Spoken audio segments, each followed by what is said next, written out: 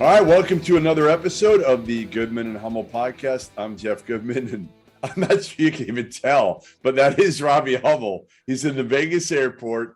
He had a couple of days of gallivanting in Vegas, then called a couple of games, two involving my alma mater, while I was watching his alma mater at Mohegan Sun. So it was kind of a cool trade-off. And now he's headed home after a tough last round of golf. Is this true? It might be. And it went out with a bang. I've become a real player, I have to say.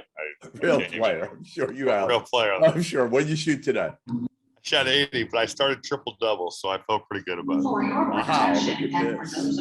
So if you hear the noise in the background, it's Hummel in the Vegas airport.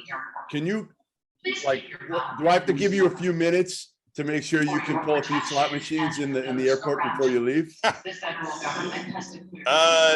not a big slots guy. Did you win any money in Connecticut? Yeah. So my deal with my daughter, how about this? So nobody checked. So I did. Being the great dad I am, I brought her down.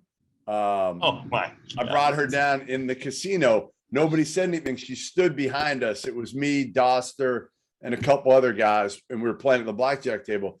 And I played two hands for her, one for her, one for me. She stood behind me and kind of gave me, her thoughts on what to do. I overruled her several times, but the deal was that she would get half the winnings. So we ended up winning like $100 that night or something like that. So she made about 50. And then I woke up early the next morning at like 7:30 and I couldn't fall back to sleep. So I told her, I said, I'm gonna head down and see what I can do. I came back with like another, 270. So she ended up winning 200. She won $200. Until the freaking Department of Revenue comes in and says, this is illegal. You gotta take this back. I know. But well, she's got to get ready because we're going to Atlantis in a month, and you can play blackjack at 18. She's 18. Yep. Get her ready. So it was fun. Actually, the best part of it really, and I think I tweeted this earlier today, was spending the 2 days with her. She interviewed your boy Zach Edey. She interviewed Paint. She did a much better job than you did interviewing Paint in the preseason. I'm sure. And, but it was fun. They put us. The craziest part was we were supposed to sit up top, and they gave us seats at the table. Like if you had been doing that game with Fran Fraschilla, with Boog Sciambi, right at the same table, which was actually awkward for me, but I wasn't going to say no because she was like in heaven. I mean, that's an incredible seat. Those games too. I mean, they're awesome. Talk about there's some high level basketball going on right there. That's no doubt. Let's get to it. I know you don't have a ton of time, and you got the mask kind of on, you got the chin strap going, but you're near nobody. You're near nobody. I'm near no one right Your now. Dedication to this pod will never. No one can ever doubt this. When Doster comes to me and it's like, you're a shitty employee, I'm gonna say, look, asshole, I did the podcast in the McCarran Airport because I love this company. Elite level, absolutely elite level. You love this company, but you love your alma mater even better. And they are arguably the best team in the country. I will say that right now, Rob. You can make a case. They're one of, to me, 4 teams that you could probably put in a hat and say, Gonzaga, Purdue, UCLA, and the fourth being Kansas. And I've seen all 4. I've seen all 4 in person. Maybe the only one to see all 4 in person. I don't know, but they're all really good. They're all different. And man, Purdue was fun to watch. And to me, Rob, I don't know where, like if I asked you, if I said it all starts with blank in terms of Purdue, you're not going to answer this the same way I am. It all starts with blank for Purdue being a contender, a national title contender. How would you fill in the blank?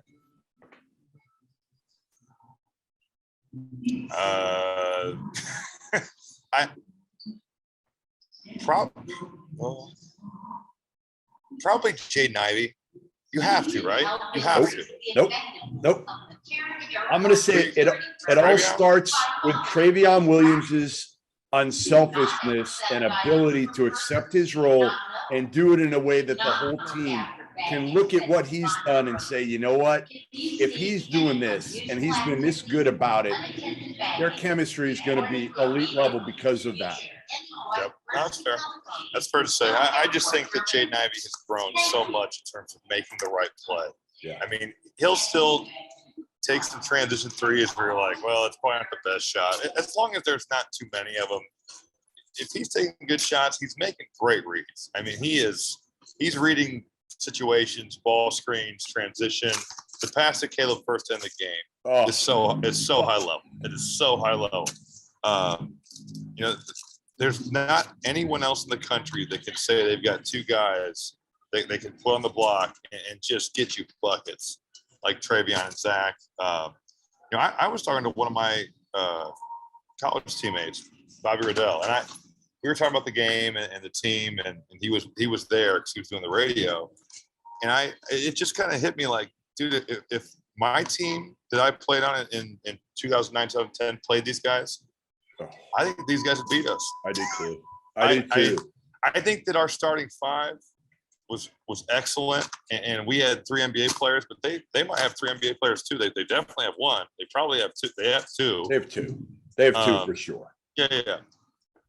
So the depth, the size would give us problems, and I credit Villanova because those 6'7" forwards that they got, those dudes fought their asses off. Jermaine Samuels, Brandon Slater. You know, I mean, those guys, they competed. I was really impressed with Nova, too, just their toughness. They're not deep. I mean, that's certainly clear. But I just what a weekend for Purdue. That might be, in Coach Painter's time at Purdue, the best 2-game sequence that we've ever had under him. I'm trying to think, you know, even when I was there, we beat Wisconsin and beat Michigan State in like a 3-day stretch. They were top 12 teams in the country at that point. But I mean, this is going up and handling blue bloods. You know, that's a special deal. So I agree with you. I think you could take any of the 4 teams that you mentioned and say that, pull them out of a hat. But Purdue's depth, and honestly too, I was thinking, what are their weaknesses? I think if they see really athletic guards, dribble containment could be a problem. Yeah, maybe. Like, you've got shooting, you've got size, you've got an elite player in Jaden Ivey. Like they've got one of the best coaches in college basketball. It's not. Yeah. He is ascended to that level. Yeah. He is. Yes. The offense they run doesn't look anything like the offense we run. I think Coach, and that's not a diss to. It's not a diss to what he was, because we ran some good stuff too. But he's adapted to the game.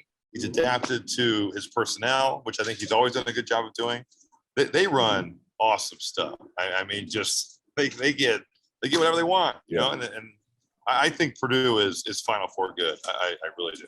I do too. And again, like you said, my biggest concern going in was point guard play. But you know what? Like Isaiah Thompson he played great. He made some big shots, huge shots.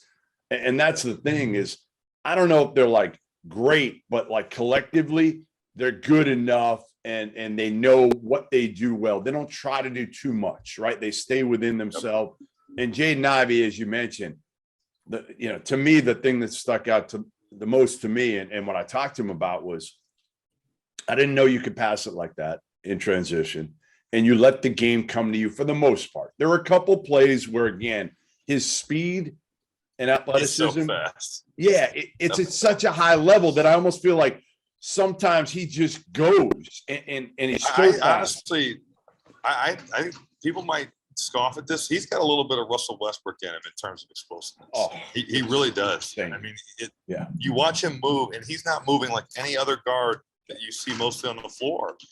The way he glides, the way he moves his feet defensively, and I think defensively he's a work in progress at times. He might, coast a little bit like some of those elite athletes too, but boy, he's different than most guys you see at this level. I mean, he is. Okay, so here's a question for you. Jaden Ivey, Potential. Is there anybody who's come out of the Purdue program that's had that type of potential in the last 15 years? Maybe, I don't even know, like Glenn Robinson. No. I mean, he is the most physically gifted player that Coach Painter has ever coached, and probably the most physically gifted since Glenn Robinson came out of Purdue. It's just each one more. Great college player, great pro career, self-made. I mean, he's a average NBA athlete. Juwan Johnson, incredibly talented, first-team All-American, pro career, hasn't maybe, I guess, NBA-wise, only there for 1 year, has been phenomenal overseas. I mean, Carson Edwards, great scorer, no. Caleb Swanigan, kind of self-made worker, no. The answer is no. It's crazy. I mean, it's crazy, this kid's potential. And again, the best thing was he was a team guy. He could have went out there with all those NBA guys watching him in the crowd. You know, Lawrence Frank's there, the GM of the Clippers. Brad Stevens is in the crowd. And he could have said, all right, you know what? I'm going to show everybody. Yeah. And he did. You know what? When you do, and that's a mature thing, because when you do that, more often than not, you're just showing people what you can't do. Right. You know, you're just, hey, let me prove I can shoot it. Let me go shoot a bunch of bricks. You know, it just, but it takes a mature kid to do it. Think about this. How many guards, and I saw it to the highest level in Vegas, where Wichita State's playing Arizona, and all these guards for Wichita State keep saying, I'm going to go challenge Christian Coloco. I'm going to score the ball. Yeah. This dude blocked 4 shots. It felt like it was 40. I mean, he challenged everything. How mature does it take? And it's funny because you get accolades and praise for doing it. Just play the right way. Yeah. Pass the ball when you're guarded and shoot it when you're not.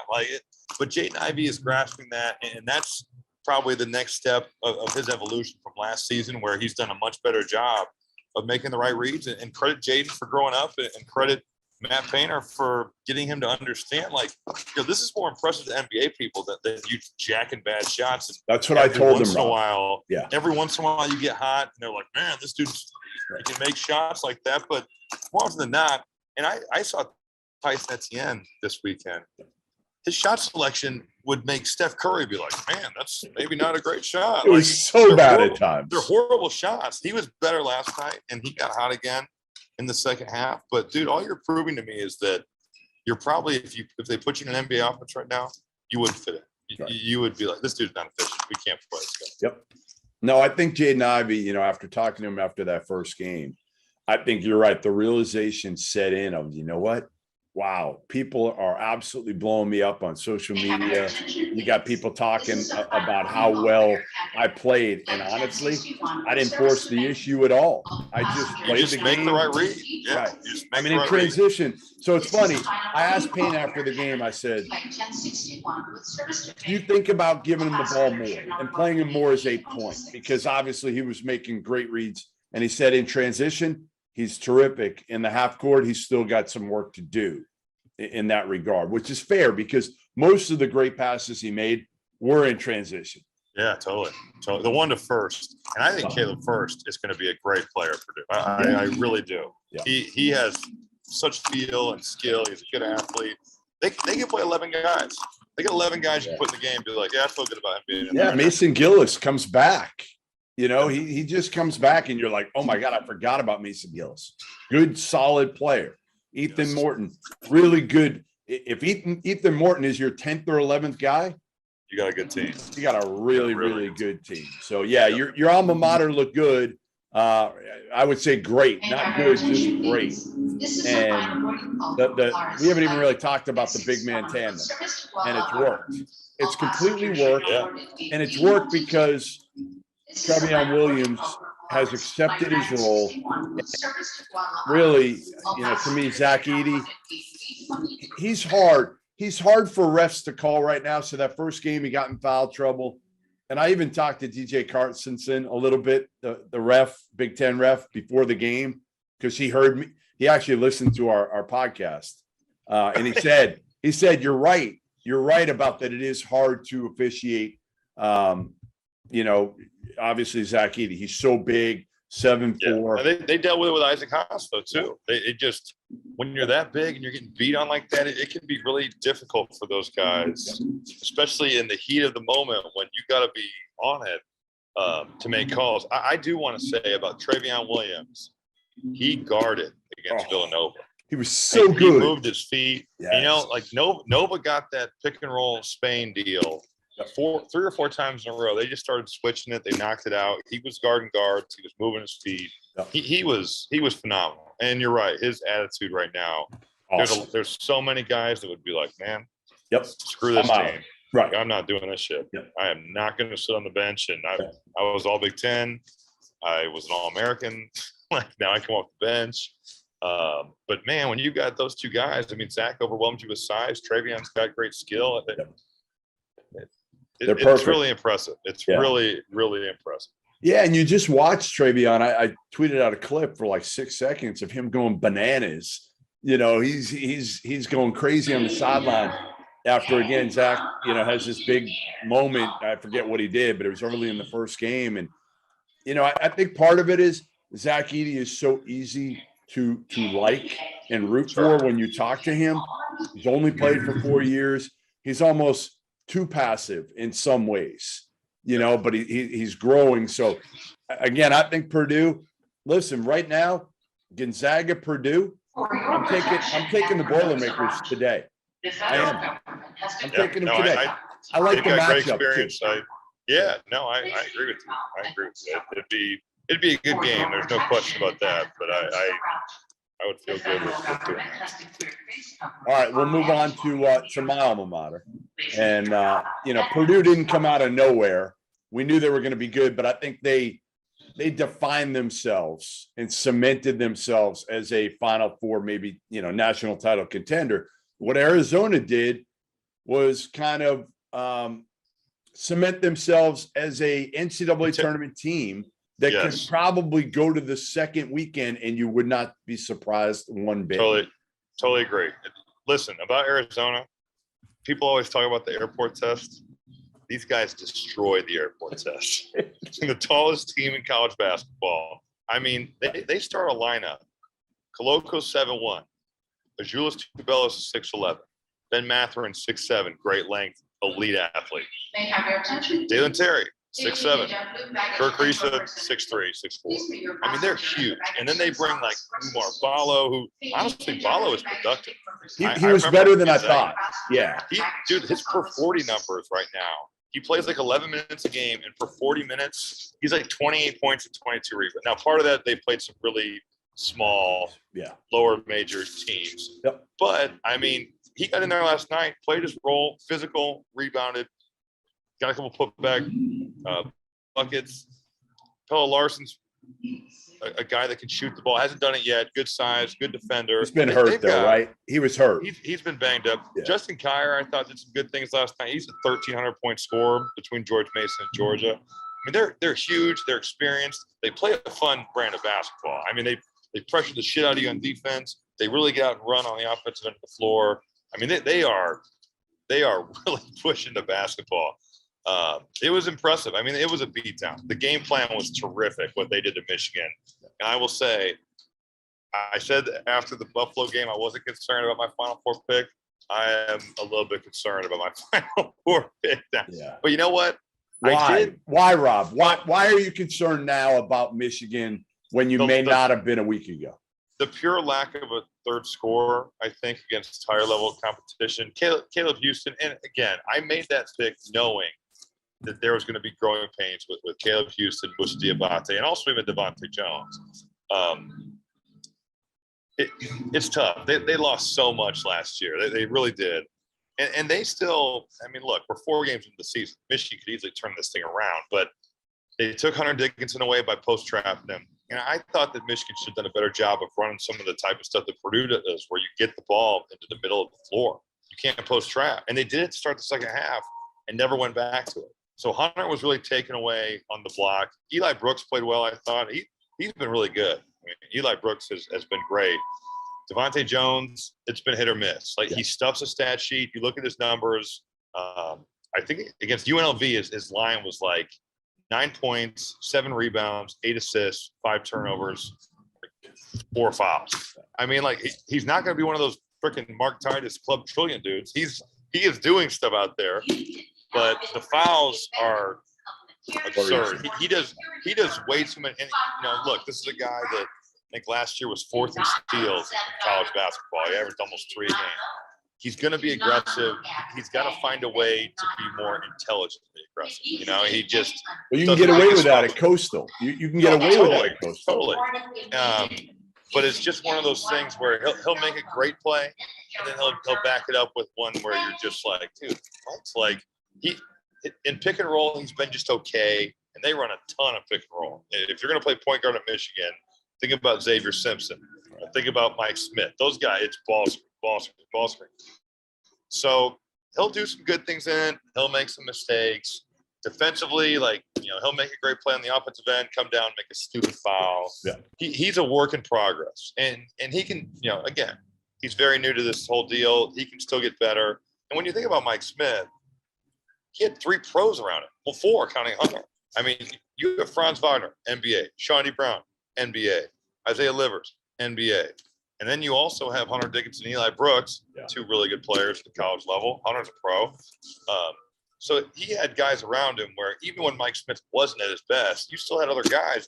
Devontae Jones has got to be more of a player. So I'm concerned. They just couldn't score last night. And the Arizona post trap was so effective at trapping Hunter, rotating out. I'm a little bit concerned about Michigan. I'm not saying that their season's over. They're not going to be a good team this year, but they got some stuff to work on. That's for sure. I think, the difference, obviously, not only did they have NBA guys last year, they had older guys. Like, that's the difference, right? Like, around Hunter, you got pieces. Like, Brandon Johns is kind of tantalizing at times. He's been disappointing. He's been very disappointing. Yeah. Against Seton Hall, he looked so unconfident.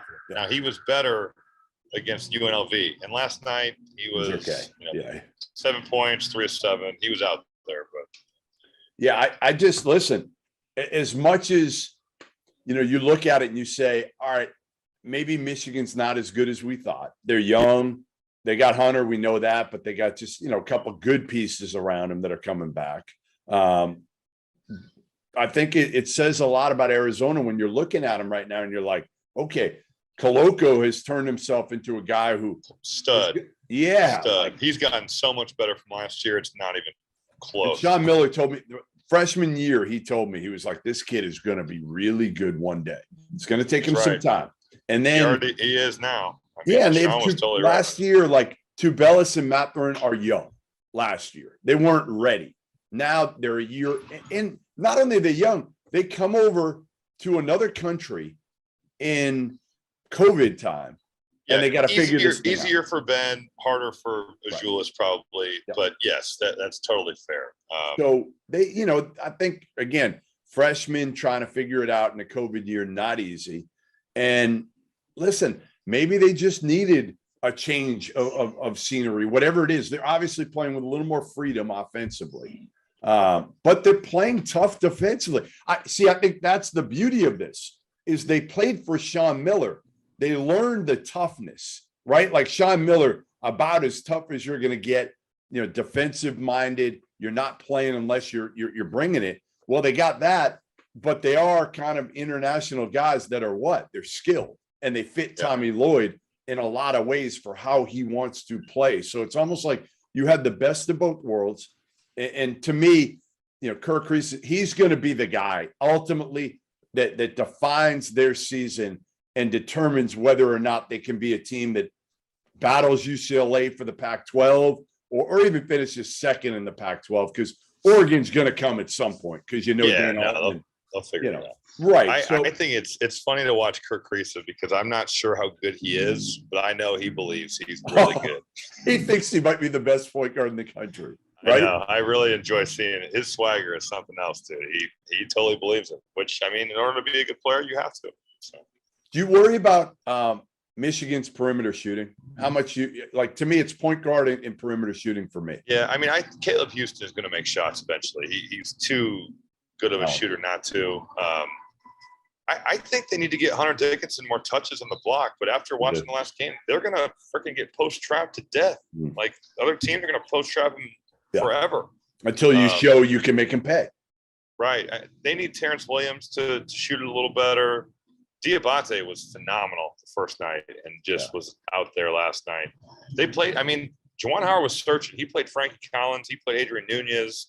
He played Kobe Buffkin. I mean, he tried all those guys, and they really nobody could give them a spark. It never really felt like they had a chance to win after like the first 10 minutes of the game. It just felt like Arizona, as long as they took care of the ball, which they can get a little loose with it, as we saw in the first night against Wichita State. But no, they were really impressive. They were really impressive. And I have to say, none of the Arizona people had anything good to say about you. It was all like, you know, Rob, we're sorry you had to do a podcast with this clown. I don't blame them. Listen, we had Purdue people. I mean, they were shit-faced before they rolled in. They rolled into that game at 11 in the morning. I think they were there. And I mean, they're all getting after it. I mean, those guys. We know how to have a good time. I mean, that's not surprising to hear. I'd expect nothing less from the Boilers. Yeah, we're gonna have to later in the year. You got to let me know when you have a game at Mackey. I'm gonna have to come back out there because they're fun to watch. It sounds like Arizona's fun to watch in person. They are. They really are. I mean, what do you worry about? They get it and go. What do you worry about with Arizona? Is it taking care of the ball?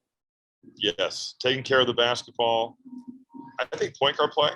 I think Kirk Kriisa has to be solid. But those two things certainly are. I think also teams with the thing that's the beauty of their defense is they're going to pressure you, but they have Koloko at the rim, you know, so you can play that style because even if you get beat, you've got a freaking eraser behind you. So he's one of the best bigs that people haven't talked about in the country right now. No, I mean, he can score. He's more than just lob block shots. I mean, you can throw in the ball on the block and he can make a post move. Yeah. He can score with his back to the basket a little bit. He's going to go right jump hook, but that's okay. I mean, no one's going to block his shot. It's huge. Nobody in the Pac-12. Right. No, I mean, he's got an incredible wingspan. He's massive. He's also a pogo stick. He cut a lob last night. He could have put his elbows in the rim. I mean, like Vince Carter style. Listen, Sean Miller left Tommy Lloyd with plenty. You saw it last night, and Tommy Lloyd filled out the roster well with those transfers, right? Pella Larson's going to be good. Like you said, the kid from Georgia, he'll help them. But those guys don't have to do too much. So many cases you're bringing in those transfers to have to be like major impact guys and starters. Case in point, Devontae Jones. Like right now, he has to be an impact guy because Frankie Collins isn't ready to do it. And we also should say about Michigan, Zeb Jackson, who played last year, has been dealing with an illness, not COVID, but he hasn't been able to play. And I'm sure, I mean, he was doing some conditioning and whatnot. They could use him. I mean, I don't know. He had the good game against Texas Southern in the NCAA tournament where he made a couple of shots, but he's been in the program. I don't know. They got to find some other people that can score until Caleb Houston maybe figures it out. Yeah, well, I mean, that's the question. How quickly are those freshmen? And we talked about in the preseason, a lot of these guys were ranked in a year when we didn't see them in person. So we don't know how good, Buffkin really is. We don't know. Totally. I think, again, Caleb Houston is going to be very good. But we'll see. All right, let's move on. A couple more teams here before we close it out, and you got to run. How much did you see? You saw Carolina. I didn't get to watch the game. You didn't see the Carolina Purdue game? All right. No. So, I mean, they fought Purdue. They did. They fought them, and then they laid a complete egg against Tennessee. And Tennessee was a team that had gotten absolutely blitzed by Villanova. So you looked at it and you're like, and Carolina had already played with fire, right? I mean, they struggled against Brown. They struggled against College of Charleston. They've got good players. My problem is they've got soft big men, period. Brady Manick, Dawson Garcia are really, really talented shooters, scorers, and even Armando Bacot to some degree. But those dudes have to get tougher. They were just getting manhandled. And I know it's hard, obviously, playing against Purdue's bigs.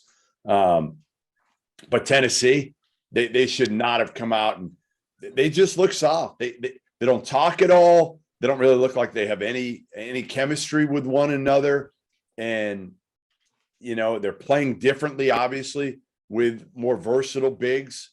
But with Roy Williams watching for those 2 days, man, it had to be tough for Hubert Davis to go back to Chapel Hill after not only losing, but getting absolutely blitzed by Tennessee and never really being in the game.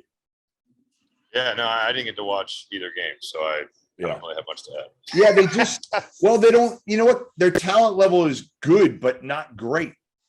That's kind of the hardest part of it is, like, they don't have really – I mean – which is so shocking because they always have. Yeah, stuff. I mean, they got a bunch of good players. But again, when you're bringing in 2 transfers like this and playing in big minutes, and again, Brady Manick, like when he's making threes, okay, you can keep him out there. He can get so hot. Right, and he did. But like Caleb Love is the guy, and he's talented. But I don't know, I don't know if they got enough around him. I think, again, they got good players. The good thing for Carolina is the ACC looks like it stinks again. Yeah. Comparatively speaking. Well, I mean, I don't think the Big Ten's that far behind. I know. It's like you look around, you're like, all right, what league is great? Because the Big Pac-12, East as of right now, I mean, although the Big East Big Ten deal, the Gavitt game stuff, you think if Illinois handles business the way that if they don't just totally give the game away, if Michigan handles business, we wouldn't even be talking about it, like the Big 12, the Big East, and the WCC. BYU's been great. Yeah, they have. I mean, like there's some good teams. San Francisco's been good. They beat Nevada. So I think those are the 3 leagues that have been great. And then you got, we'll close with Villanova, and I know you didn't really see much of them either, but I'm not worried about Villanova at all. Jay Wright said he needs to play more guys. He needs to play his freshmen. But Villanova, I know Gosser was like, well, this is becoming a pattern with Villanova, blowing games down the stretch. They lose to you're playing 2 of the best teams in college basketball. Exactly. Come on, Gosser. He needs one more guy. He does. Yeah. Like he needs one more dude. But I love Brandon Slater. Gillespie, again, just plays the game the way it should be played. Dixon's been better than we all thought in the middle for Villanova. So I think Villanova is going to be fine. Are they in that top tier? I think there's 4 teams. And you could throw them in a hat right now. And then there's that next tier. Villanova is somewhere in that next tier with, I want to see what Duke can do this week. Yeah, totally. Huge week for Duke. I think with Villanova, you ran into 2 of the deepest teams that you're going to see in college basketball, UCLA and Purdue. They've got both those teams are built to just wear you down. What do you got this week, Rob? You come home, and what do you got? I got studio Tuesday, Wednesday for Big Ten Network, and I don't have anything until Illinois, Notre Dame. Big Ten State. Me and Benetti are doing. All right. Well, listen. Get home safe. Don't pull the lever on the slot too many times. Maybe pull it once for me. Put 1,000 on it and just see what happens. Yeah, just put it up, whatever it is. They need blackjack at the airport. That's what they need to come up with next. I know, it's all slot machines. Then I'd play. By the way, somebody gave me a little nugget that I haven't been able to confirm. This is like rumor mill central. I don't usually go rumor mill, but I'm going to go with you right now. Okay. I'm told that the Final Four, I believe, I got it. Hold on, let me just look and make sure I got it right. That the Final Four could be in Vegas sooner rather than later. I mean, I think, dude, the amount of sporting events that are happening here. Yesterday, I mean, you've got this Roman main event. You've got the Raiders playing. You've got Maui starting today. You've got Duke Gonzaga. You have Gonzaga UCLA. Like, dude, Vegas has become a massive. There will be an NBA team here soon. Yep. There will be a Final Four here soon because sports gambling is like whatever now. No one actually cares. Right. No, it'll be great. Listen, I'll be psyched if they can do that, man. My daughter will be legal by then. She'll probably be, running around. I won't have to give her 50% of my winnings next time, which would be nice. She'll be dragging your lame ass out to the nightclubs. Probably true. That'll be bad. So, all right. Well, we'll talk later this week. And Be safe, and hopefully we'll be talking more about our alma maters, because this could be a fun season for both of us to see where these guys go. Totally. I think Arizona is for real. I really do. They are impressive. And I agree with you. We know Purdue's for real. That's for damn sure. Yeah. We know they're for real. So, all right, we'll talk soon. All right. Sounds good. See ya.